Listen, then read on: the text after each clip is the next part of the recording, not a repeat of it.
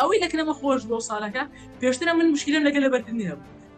لە ئەدەبی کوردی لە ئینگلیزی زۆر زار مشکل دەست لە ساڵەکان ئەو ساڵەکە زۆر بێحتیاطی ئەو شتەکان خۆشترین شت لەکنم ئەدەبی لەبەرکردن لێک لەو شتانشکەوە زۆر عجیب بوو لە بیکاریشم لە خولی دوو بوو لە خولی یەکەم دەوە الحەمدولله تۆزە دەرەجەکەم بەدڵ نەبوو کرمە هاشتمە شەتم کرد و کردمە خولی لە خولی دووە الحەمدولله 94 منە سێ سالم غەڵات کرد لا بیکاری مامۆستا شەشی زۆر حەفیکە یعنی وەکو شتەکان مەسەن بیکاری شەحیاتە لە یعنی شیکارکردنی پرسیارەکانە زۆر جاران ئەو پرسیارێکە دەهاتەوە پرسیاری دەقی کتابەکە دەهاتەوە ڕێژ شیکارەکە داهاتە پێش ڕێک مەرزەمەکە لاپەڕ لاپەڕە دەمگەوە فلانە پرسیاری فلانە جێە لە فلانە ڕاهێنانی پەنجە ڕاهێنانی شێسە یعنی شتەکانەوە دەکرێن دووبارە و هەر زۆر باسان لە یەک ساعاتێک و نیوم لە زگەسی لێ بووم تقریبا کەمتر لە ساعاتێک و نیو ساعاتێک چارێک بوو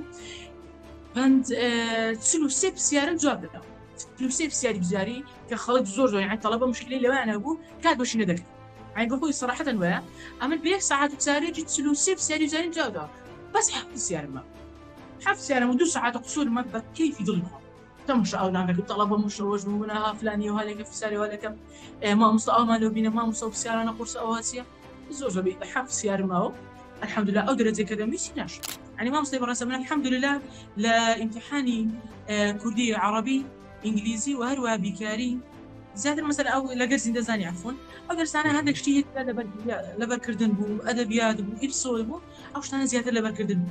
الحمد لله لأثناء أو سيدرسين كيد سيارة من غلط نكري يعني مثلا أو شتاني كوا حفظ كردن بون كيد يعني غلط نكري غلط يعني أو كوداني ما مصطلح أو تكنيكاني ما مصطلح شاديان ما مصطلح طيب وليس كيش من غلط نكري يعني الادبي كردي ديجدا ادبي عربي بها ماشي ولا سين دزاني او اللي غلط يمكن دوسي سياري حسابي ممكن اللي غلط يمكن وغلط كان يشتغل غلط شيء اسان سهل وده ثاني مثلا بتركيز شو والله قدري فايوري ولا غلط كده درس كان كاش بها ماشي ولا لا بركنا ثاني شيء شمل يعني لا انجليزي لا جرامر زياده الغلط يمكن اكلنا لا ريدينج ولا يفصل يشتك مره لا دو لا ايزنك كمان صشادي او شتي لبو مدانا فۆزکە پلانەکەم دەکەم بە پێشانانێکەوە چی سوادێشیەوە مامۆستا شادی باسی تەقسوێکی کاچی من ئەتوو کە سبێنەکەی هەڵدەستی مەسەرەن فلانان ڕۆتینەت بەهابی یعنی بینوسەکە مەسەرەن لە سبێنەکەی من هەڵدەستی یەکەم جار وا دەکەم مەسەرەن فلانە شتە دەکەم یەکەم جار ئەو دەرسە دەخین ئەو دەرسە دەخینم و ئەو مراجعەش دەکەمەوە فلانە مەسەرەن لە بۆ ئەو فایدن کەەوە شتێکی زۆر باش با ڕۆژانە مامۆستا شادی لترێکاوی یعنی لترێک ئەو بخۆنەوە لە سبێنەکە تا ئەو ێواری لترێک ئەو بخۆنەوە چەندی شوێ دەکرێت بیخۆزێتەوە ینی تەواو پرۆگرامێکی وەدانە لەسەر ئەو پرۆگرامە دەرچین لە سبێنەکەی چەند دەخوێنی لێوارەکەی چەند دەخوێنی لە شەوەکەش چەند دەخوێنی یعنی تەواو بەرنامە پلانیشی جوانمە بۆ داڕشت ئەو ڕانە دەرونیانەی کە مامۆستا ئەوە فێری کرد لە ریلاکسیشن و لە ئارامکردنەوەی دەروون و هەندێک ڕاهێنان و کە مامۆستا ئەوە فێری کردین ئەمە تەواو ئیسپادەم لێ يعني كسبينك دستام طلبا مشوش ابو دتو مثلا موبايل داس كوريج ديك ما وصل لي مشكله كان كاتش مراوس توزك خد عن استراحات كان وهناني وابكان بو يدرون انا ارام بتو وانت او رجل بباشي بغيكي نكتو يكسر سكروليج موبايل يلا موبايل برونا تيك توك فيسبوك انستا هكا وانا الشهر اللي بمشي يعني ما وصل اول لا وشتانا او انا اللي بيدا كدي شيء عزيز يعني لا شيء فيش امتحاني سندساني كطلبه قلاقيه زوري هبو انا اعتقد ما وصل من ساعه نفهم لك درون اشتاط واحد أنا إصلاحات الموت قام لك ذاك موتي وتوسيو دريزو دني عايز مشكلة مية أو يسمع دائما كرمان لا تصالح كنوي مشكويات يا براسي شتيشي يعني والله إنما أنت يوناش دينينوا بس براسي تاني يعني خوي دوباره بنياد نتو دسوش أنا بناوي خواي جورو مهربان بينران و بيسراني قدرگران سلاوي خواي جورو تعلبت أمروكا لقل يكيكين لبشتر بوا بۆڕێزەکانمان کاک سەهەند سەمیر دەرچووی پۆلی دوانزە و بەشداربوو لە پرۆگرامی چاڵاکردنەوەی مێشک و یادگا لە ئاوات ئەکادمی ئەمڕۆکە لە خزمەت بەڕێزیانە چەند قسەیەکمان ئەبێت و چاوپێککەوتنێکی کورت دەکەین و قسەی لەگەڵا ئەەکەین کە ئاخۆ ئایا پرۆگرامی چاڵاکردنەوەی مێشک و یادگا بەشی ئامادەی تا چەند هاوکاری بەڕێزیان کردو بۆی سەرکەوتن لە پۆلی دوانزەیە بەدەست بێن و بتوان بە کۆنمرەیەکی بەرز پۆلی دوانزەکەیان تاو بکەن کاک سەهەنجیان بەخێر بێبرا يلا مامۆستا جان خير سلامتك حاولك يا اخوة بخير ببرام خير سلامتك ان شاء الله خير سلامتك سلامت بیا خوا کاک سەهەند پێمان خۆشە ئەوڕۆکە باسی ئەزمموی خۆتمان لۆکەی کە ئایا ئەو ساڵ کۆنمرە چەند بوو و چۆن پۆلی دوانزت بەڕێ کرد و ئایا تا چەند پرۆگرامی چاڵاکردنەوەی مێشک و یادگا بەشی ئامادەی توانی هاوکاریت بکات لە خزمەتتا ببین فەرم با دەست پێ بکەین. بسم الله الرحمن الرحيم والصلاة والسلام على سيدنا محمد وعلى آله وأصحابه وأتباعه أجمعين.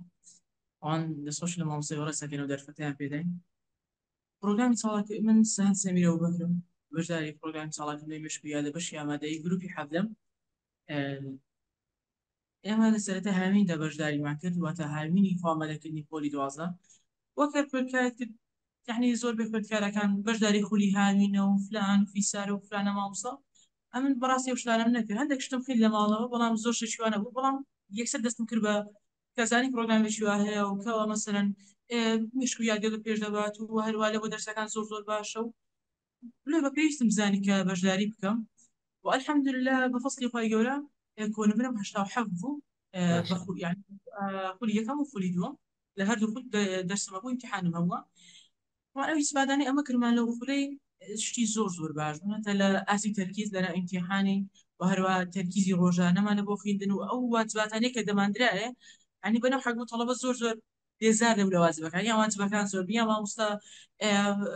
لوقت شي كم زور شي داينه أما الحمد لله زور لكنهم احتياجي بتشك أو راهنا أنا كده ما في إلا خيرابينين بو لا مثلا لا بركني خيرابو كمثلا زاري أبو لقى ما مصعطي بريس لا قريب بدو سيدا قلب برمانك يعني اشتغل لك من زور نورمال بودوا كمثلا دات مبارك لزين دزاني يعني أدبي كودي طلب زور مشكلة لو دبابتي هبو أما زور بأساني يعني وقت شكام ده وبابتك جديد دقيش مو ولا بريش مكروه حفصي شو لك الحمد لله ولا باش هنا كشكا لروجانا طلب زور مشكلة وقتي وبيرانا كان فلانة وهذا بفلانة وهذا يعني وقت ما كمان الحمد لله كلام مكتبتها هاتمو زۆر بەوەختێکی کە بە بابەتەکانی خۆم ڕادەگەیشتم و هیچ شتێکیواش مەسلە نەدەدەمەوە ئەو شتە بەسیطان ینی زۆر جارە بوو ئیپسۆدە بوو لەسەرم دەمەوەیان بەخۆم تاخیرم دەکرد ئەگەر نا کو بڵێ لەناو وەختی مەکتەبێش بتوانانی ڕاهێنان بکەیت لەگەڵ خینەکەی خۆت حتى دقيقة وقت وزاري براتب بالتركيز شيء إزكار زود ببيجته يعني لنا وزاري لنا امتحاني هز دقيقة يعني أو شاني كبابيل ديتو هم يورا هنا نبو كوادت كده يعني ما مصيبة رسمنا الحمد لله لامتحاني كردي عربي إنجليزي وهروا بكاري زاد المسألة أو لقرز دزاني عفوا أو درسنا هذا شيء لبر كردن بو أدبيات بو إبسود بو أو شتنا زيادة لبر كردن بو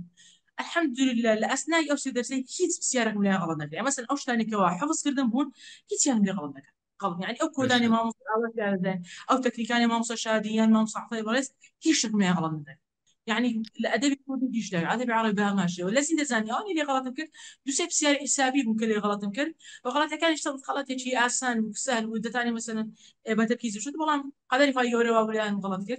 درس كان كش بها ماشي ولا لا بركنا كان يشتغل يعني لا إنجليزي لا جرامر زيادة الغلط يمكن أكلنا لا ريدينج ولا يبسط يشتغل ملط يعني أوش كمثلا زور زارن في موسى برز لا أدبي كردي زور عجيب يعني أدبي كردي لخولي درس كردي لخولي دوبو يعني كبسيارة كان أدم جواب دوا سبحان الله الرجل بركم ده هتوفيش يعني مثلا بسيارة كاتبوها أما توصل جرينجين برانك كان يجد رنج لكن هايلايت وش كان بكار دينا زور عكاري ما وصل أو زور زان دهو جرينجين برانك كان بدن أو شوية كتير داي الأدبي كردي بسيارة كاتبوها تقريبا لدو لا برد توصل لين تيكلو يعني لا بري كمينا بيرسا يخش مو لا يشمينا بيرسا يخو وتما أو لا بري بفلان الرنجيد يعني لا بري بفلان الرنجيد ري لا بري كم لبيش أخم دانا بدنا نشتكان دخين دوا يعني لا بيرسا يخم يعني زوج عزيم بخوما باش أولوها مش يعني كوها ببيرماتو لا بري كم كو ببيراتوا يعني أو رانا أنا ببيراتو أوكاتي أو خيرا بينا نكذا ماكر مثلا رانا قلابي ميرشكان أو رانا كما وصا قلبي وشو بينا كمثلا يجزر ما بصعد يقول رسمي بجروبيني بمشي يعني ركب سنة يدها توا لين امتحان زني بماشي ولا يبسود إنجليزي أوصل توزك بسيارة كان لنا دخل كانت يعني توزك ورد كايل تذابو طلب الزور مشوش بقول لي أو بسيارة نزور ورد من واب باحتياجي ومرة لا بركم دات بيشي هاي الأخوال اللي بنا ولا فلانة زيها والله ما كان بدي توزر باحتياجي أو إذا كنا مخوش بوصالك بيشتري من مشكلة من قلب الدنيا يعني لا أدبي كردي لا إنجليزي زور زي مشكلة بدرس بلا صالة كان أو صالة كزور باحتياجي أو مش كان خوش ليش لك نمنا أدب بركن ليش لو شتانش لو زور لك أنا عزيبو بيكاريش ندخل يدوبو لخولي كم سام دوا الحمد لله توزع درجة كان بدلنا بو كلمه هاش شطم كتب كلمه خليل لا خلي دول الحمد لله انه تساري من بسياري ساده غلط كرت لا بكاري ما وصل شيء زور حمتك يعني وەکو كان مثلا بیکاری شەحیاتە لە یعنی شیکارکردنی پرسیارەکانە زۆر جارە ئەو پرسیارەکە دەهاتەوە پرسیاری دەقی کتابەکە دەهاتەوە ڕێژ شیکارەکەم داهاتە پێش ڕێک مەرزەمەکە لاپەڕ دەمگەوە فلانە پرسیاری فلانە جێە لە فلانە ڕاهێنانی پەنجە ڕاهێنانی شێسە يعني شتەکانەوە دەکردن دووبارە و هەر زۆر باسانی لە یەک ساعاتێک و نیو لە زگەسی لێ بووم تقریبا کەمتر لە ساعاتێک و نیو ساعاتێک چارێک بوو پەنج چل و سێ پرسیارم جواب داوە فلوسي بسيادي بزاري كخلط زور يعني طلبه مشكله اللي انا ابو كاد باش ندك يعني بقول صراحه ويا اما بيك ساعات وتساري جيت فلوسي بسيادي بزاري جوده بس حفظ السياره ما حفظ السياره ودو ساعات قصور ما كيف يضلهم تم شاء الله عندك طلبه مش وجهنا فلاني وهذا في ساري وهذا كم ما مصاب ما لو بينا ما مصاب سياره انا قرص اواسيه زوجه بي حفظ السياره ما هو الحمد لله قدرت زي كذا ميسيناش يعني هو الحمد لله او پیرۆست بی خی گەورە موفق کا کاک سەهەنجیان دەستەکانت خۆش بن خۆشحاڵ بووم زۆر ئەبینم لە قسەکان داوام هەست کرد کە پۆلی دوانزەت بە دەرونێکی ئارامەوە تێپەڕاند جاکرد لە پرسیارەکانم بەڕاستی ئەوە بوو عادەتەن خۆی لە بنەڕەتدا پێویست ناکاوا بیت بەڵام لە کۆمەڵگای کوردیدا گشتی خەڵک یعنی با بڵێن عامی خەڵک وابی دەکاتەوە کە پۆلی دوانزە تووشی بارودۆخی دەرونی ناخۆشە بی و لە حقیقەتیشدا زۆر جار ئەو بارودۆخە ڕوو ئەدا ئایا تا چەند پرۆگرامی چاڵاکردنەوەی مێشک و یادگا هاوکاری کردی لەوەی لە ڕووی دەرونیەوە خوێندنی پۆلی دوانزە بە شتێکی ئاسان و سادە وەربگری ئایا پێت وایە کاریگەری هەبوو بیت لەولانەی بالتأكيد مؤسسة الحمد لله صالك نوي مشكو يعني وبس هو النبي بلا عام مشكو أول حاجة بكل اللي يعني قالوني شو زوج كارية دي لو سرمان هر لسرتها هامين وكما مثلا مثلا سيستم خوراك وهذا بابا كان ما مصحته ده يفرموا فلان شيء مخ مثلا تساي كم كانوا فلان شيء مكان يعني وبيز كاريجري هو لسه تركيز وانا كاريجري ولسه دلوني خوشما عصبيتي خوما يعني ما مصح أود يكون زوجا كذا بولي دوصل شتيكا ولا كان ترى بس هي امتحان وزاري شو امتحانك انت يعني كان انا منطقه زور زارن لكاري يعني بودروني يمل لنا وقتي وزاري لنا واذن كتب وجهك قاعد اسمني يعني زومك عندك لنا اسمي هاش بسعر انا بلا ما مصادمه ما كل ما مصاوب يعني زور زارن ما مصاوب دي فرما ديغو اخوتان قديس مكان لجوري شنو دروت انا بيتن برادرت انا بيتن بلامنك بقاك استك زرت يعني ديغو لو درونتي زور باشا اما مجتمع تطبيق داك لك برادران زۆر زارن لەنا وەختی ئیزنەکەی پێشانگەی کتێب کراوە لە هەولێرێ ڕۆژێک تقریبا لە سبینێ زۆر هەتا ئەوکو مەغریبەکە لە پێشانگەی کتێب زۆر بەسەراع يعني بە دەروونەکی ئارام وچمێ دەر لەگە برادران يعني هەتمان پێدا کرد ساڵاتنەوەی مێشکویادیە تەواو دەرونیمەی ئارام کردیتەوە مثلا ئەو قۆتە زۆرێکەوە دەیەق لەسەر پشتی تەڵەبەی وایە پۆلی دوازە ترسی هەیە و نەخینی وانەوی زۆر شتەکەلێکنەوە تەبیعی بوو یعنی مامۆستاوە دەیگۆ زۆردار نەگەر بێتاقەت بووی مەسەلەن دەتوانی لە پێشەمان لە جومعەتە مژێشکردنی بکەین شتەکان زۆر بە تەبیعی وەریگرا وەکو هەر پرۆسێکە لە پرۆسەکانی ژیان بەس چیە تۆزێک شتەکان گەورە کردی ئێوە بۆ تووشی بێن دەستەکان خۆش بێن خی گەورە پاداشت داتەوە کاک سەهەنجانی یا ڕەبی کاک سەهەنجانی کەچی دیکە لە پرسیارەکانم لە دای خۆشەویستم ئەوەیە عادەتەن پۆلی دوانزە بەگشتی ئەناڵێنی بەدەستی بێ منهەجیەوە یان بەبێ بەرنامەیە یاخود بێ پلانی یاخود بێ سکێجوڵی لە پرۆگرامی ئامادەیی بەگشتی باسی سکێجوڵە بۆ خوێندکارەکان ئەکرێ پێت وایە ئەو سکێجوڵی کە بە ئێوە ئەدرێت و بەکاری ئەهێنن تا چەند جیاوازە لەو سکێجوڵی کە خوێندکاری دیکە بەکاری ئەهێنیوە تا چەند توانیتی سوودێکی باشتان پێ بگەینی لە هەموو لایەنەکانەوە مەسەل لایەنەوەی کە کاتێکی باشتان و بگەڕینتەوە لە لایەنەوەی کە دەرونیان مرتاحتان بکات لە لایەنەوەی کە هاوکارتان بکە فعلی بتوانن بێ بەدەست بهێنن مامۆستاجان بەخۆی پلاندانان یەکێکە لەو پرۆسانێکەوە لە پۆلی دوانزە شتێکی زۆر گرنگکەوتان دەرەجێکی ئەوە پرۆسێکی زۆر گرنگە ئەما لە ئەسنائیک مەسەلەن لە خولی یەکەم یعنی مەسەلەن لە وەرزی یەکەم بۆ وەرزی دووەم ئەو هیچ مامۆستایەکان بە تەواوی وێبینارەکان و تەواوی ئەو شتانێکەوە بە ئێمەیاندا و تەواومان تەطبیق دەکرد دیدیان گوت ئەو شتانێکە لە مەکتەبێتان دەدرێت تەنیا وەرەوە ماڵە بیر خوێن و هیچ کاریگەریات بەڵام ئەوە کێشەی خوێندکارە لە بۆی دوازدە ئیزنەکەی و چ ڕۆژەکەیە مامۆستا شادی ینی ئەوەتە کاری وەرمان مامۆستا شادی ئەو جارە کۆڵی مەرزەمەی چیان دروست کردین پلانێکی چیان دروست کردین لەو کاتە کە ئیشەکانی تحدێ دڵێن بۆ ئاسانتر کردینەوە یعنی ئەمە پلانەر هەبوو کە مەسەرە لە بازار دەفرۆشە بەڵام تۆزێک سەروبەری پێوە دیار یعنی تەماشا دەکرد قوتابی چێژێکی لێ نابێن هەر دەزانی وەکو ڕۆ بۆ دەشتە لە ئیزنەکە کە مامۆستا شادی ئەو شتێ لە بۆ مەدانە خۆزگە پلانەکەم دەکەم بە پێشاندان کەەوە چی ئیسفادێشیەوە مامۆستا شادی باسی تەنقسوێکی کاچی من ئەتوو کە سبێنەکەی هەڵدەستی مەسەرەن فلانان ڕۆتینەت بابی يعني بینوسە کە مەسەرەن لە سبێنەکەی من هەڵدەستی یەکەم جار وا دەکەم مەسەرەن فلانە شتە دەکەم یەکەم جار ئەو دەرسە دەخینم ئەو دەرسە دەخینم و ئەو مراجعەش دەکەمەوە فلانە مەسەرەن لە بۆ ئەو خواردنکەوە شتێکی زۆر باش با ڕۆژانە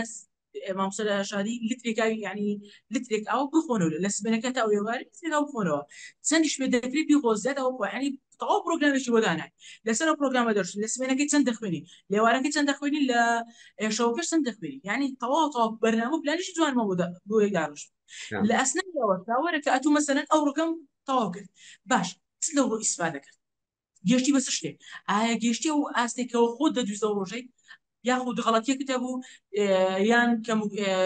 کەم تەرخەمیەکە پێوە دیار بوو هەست دەکرد لە هەندێک شوێن هەیە کەم تەرخەمی نواندیە لۆ سوێنە دی چاش تێگەیە لە هەمانە کاتیشدا پلانت چیە لە بۆ سوێن هەیە ئەتوار دەری ئەو ڕۆ سوێنی بیتن یان دەبی سوێنە باشتر بیتن یعنی پلانێکی تەواو تۆکمیان لە مۆدانا بوو بەس بوو دەبا ینی لە ئەسنای و پلانەی خۆشیش لە شتەکەی دەبی وەنەوە بەسەهام بڵێ یەڵا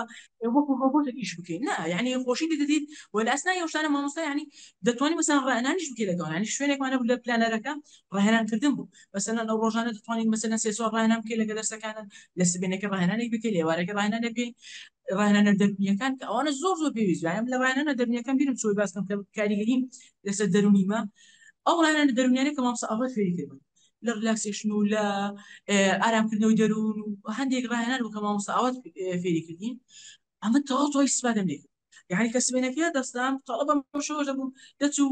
مثلەن موبایل دەست کۆنێک مامۆستا گۆشتێ بکەن کاچی مەڕاوسن تۆزێک خۆتان ئیستراحەتکەن ڕاهێنانی وا بکەن بۆی دەروونتان ئارام بێتەوە بۆتان ئەو ڕۆژت بەباشی بەڕێ بکەین نەکە تو یەکسەر سکرۆنیجی موبایل یەڵا موبایل بڕۆ ناو تیکتۆک فەیسبوک ئینستا کاکە ئەوانە ژارە لە بۆ مێشتیت ئەنی مامۆستا ئەوە لە ئەسنای ئەو شتانە ئەو ڕاهێنانەی پێ دەکردین زۆر شتێکی حەزیب یعنی لە شەوی پێش ئیمتیحانی زیندەزانی کە تەڵەبە قەلەقیەکی زۆری هەبوو بەناتەکەی مامۆستا من ساعات نو خۆم دەکەن دەرونش تەواو واحد ئارام تەواو ئیستراحەتم بەبوو خۆم دەکرد داکەم گوتیوە درێ زوو دەنووی هیچ مشکلەم نییە ناخێنی گوتم هیچ مشکلەم نییە دەرون لۆ بترسێت ئیمتیحانەکە شتێک نەزانتەوە نایزان بەڕاستی ینی ئەو پلانەی کە مامۆستا لێیان داراوین ئەگەر بەس بهاتەوە بەتەواوی جێبەجێمان کردبا بەڕاستی شتی زۆر گەورە بەدەستدەینە ینی بە الحەمدولله فەزلی خوای گەورە دەستخۆشیت لە یەکەم کاک سەهەنجیان دووبارە پیرۆزت بی خی گەورە بیکاتە مای خێر و پێز و بەرەکەت و نور و ڕەحمەت لۆت و خی گەورە ئینشاءله لە گەورەی منەتی خۆی زیاتر لە فەزلی خۆیت پێ ببەخشی لە مەرحەلەکانی دیکەی خوێندنی ئەکادیمیت زانکۆ و ماسەر و دکتۆرە بە خۆشی و بەرەکەت تاوا بکەین ئینشاءله برام زۆر خۆشحاڵم لە خزمەتدا بووم دەستت خۆشم لۆ قسە بە پێزەکانت ماشاءله وزە و تااقەتەی جیاوازت هەبوو بەراورد بە بەشدار بووی دیکە دەستخۆشیت لە یەکەم دووبارە سەربەرز و سەرکەوتوبی دووبارە پیرۆزت بی یەخۆ دەستەکان ساغ بن زۆر خۆشحاڵم لە خزمەتدا بوو زۆر سپاسمم پێ خۆشحاڵم کەەوە دوم زارە با بکەم لە زۆری جەنابتانە زۆر پێ خۆشحاڵم و ئەو ئیسفادەی مەکرمان لە چاڵانکردنەوەی مێشک و یادگا بەڕاستی شتێکی یعنی بڵێ نەمانتی و ناشبینینەوە توانە دەبیتن بێ دوو دۆڵیکەوە توانای هەبیتن بەشداری بکات چکو بەڕاستی دەتوانی ژیانی خۆی دووبارە بنیاد نێتەوە لەسەر شتانە زۆر سپاس دەکەم قوربان بۆ پێدانی و سەلامت بەخوا تەسپێرم کاک سەهەنجیان موفق بی ئینشاءالله دووبارە پێ خۆشحاڵ بووم سەربەرز بی یا ڕەبی برای عەزیزم بەخوا تەسپێرم سەلام عەلەیکم